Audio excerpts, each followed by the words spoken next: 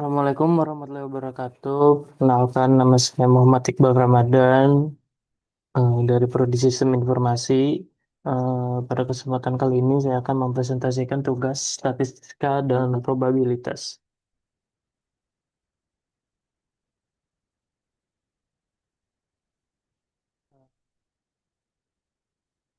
Pengertian. Pengujian hipotesis adalah metode statistik untuk menentukan apakah sesuatu dugaan hipotesis dapat diterima atau ditolak berdasarkan data sampel. Tujuannya sendiri itu untuk mengambil keputusan berbasis data, menguji kebenaran suatu klaim menggunakan subjektif.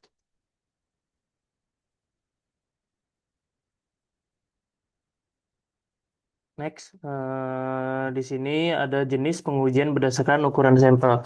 Untuk sampel kecil sendiri itu jika nilainya kurang dari 30, kita bisa menggunakan uji T, lalu sampelnya atau simpangan bukunya tidak diketahui, lalu perlu diderajatkan kebebasan.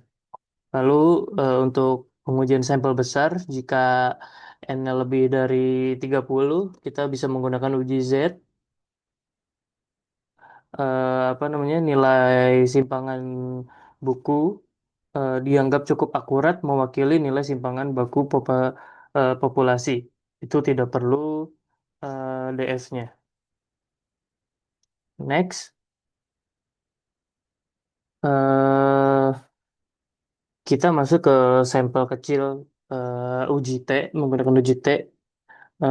Ini adalah variabel simple yang kita dapatkan dari pengujian rata-rata nilai siswa diketahui. Nilainya itu atau jumlah data sampelnya 15 dengan rata-rata populasi hipotesis awal itu 70.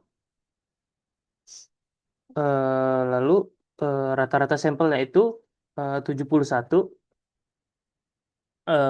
Selanjutnya simpangan bukunya 2,2, maka akan menghasilkan taraf signifikansi 0,05, artinya tingkat kesalahannya 5% atau tingkat kepercayaannya itu 95%. Dan karena ini N-nya kurang dari 30, maka kita menggunakan uji T. Selanjutnya, mari kita masuk ke tahap pembuktian hipotesis menggunakan uji T. Bisa kita lihat di slide rumus yang digunakan membandingkan selisih rata-rata terhadap populasi dibagi dengan standar errornya. Dari perhitungan menggunakan rumus tersebut, kita mendapatkan nilai T sebesar 1,76 dan T-table-nya apa namanya? Dari perhitungan menggunakan rumus tersebut kita mendapatkan nilai T hitung sebesar 1,76, lalu apa artinya angka ini? Kita bandingkan dengan nilai 1,76 tersebut dengan nilai T table sebagai acuannya yaitu 22,145. Ternyata nilai T lebih kecil daripada T-table secara statistik. Ini berarti perbedaannya tidak cukup kuat, oleh karena itu keputusan HO diterima. Jadi kesimpulannya rata-rata nilai mahasiswa dianggap tidak mengalami perubahan yang signifikan atau masih setara dengan nilai acuan awal yaitu 70. Selanjutnya kita beralih ke kasus kedua yaitu pengujian simpel besar. Diketahui sampel N adalah 50.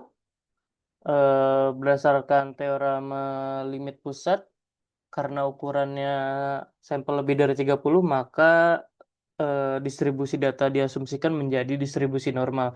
Oleh karena itu, eh, uji statistik yang kita gunakan adalah uji Z atau sampel besar. Di sini kita akan menguji rata-rata sampel sebesar 8,4 berdasarkan signifikan dibandingkan dengan rata-rata populasi awal sebesar 8 dengan simpangan bakunya 1,5.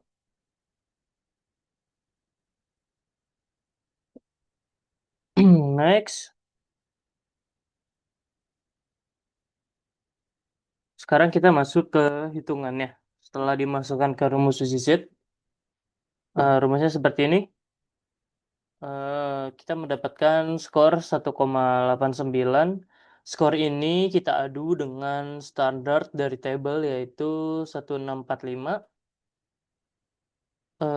Skor hitungan kita ternyata lebih besar atau lebih menang dari Z tabelnya. Karena skor kita lebih besar, maka kita menolak H0. Bahasa gampangnya kenaikan angka jadi 8,4 ini beneran naik secara meyakinkan, bukan cuma naik palsu. Next, kesimpulannya, sampel kecil kita gunakan uji T, lalu sampel besar menggunakan uji Z, lalu untuk keputusan berdasarkan perbandingan nilai hitung dan tabel. Oke, mungkin itu saja dari saya. Kurang lebihnya mohon maaf. Wassalamualaikum warahmatullahi wabarakatuh.